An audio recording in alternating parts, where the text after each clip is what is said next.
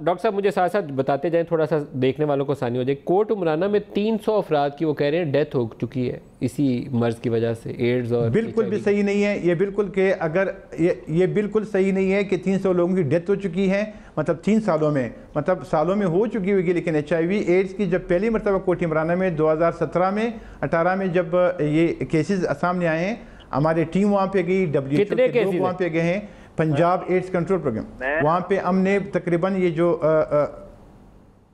کتنے کیسز ہیں ڈاکٹر صاحب وہاں پہ, نے بتایا ہم نے وہاں پہ ٹیسٹ کیے, کتنے کیسز ہیں ٹوٹل وہاں پہ,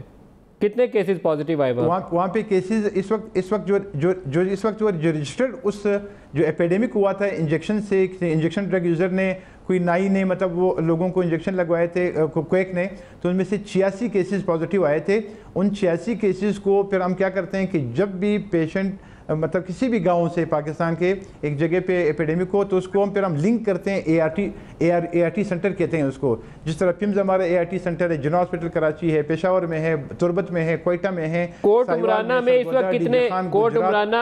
عمرانہ میں اس وقت کتنے مریض ہیں؟ میں دوبارہ اشرف صاحب کی طرف جاؤں گا لیکن پہلے مجھے آپ بتا سکتے ہیں کوٹ عمرانہ میں اس وقت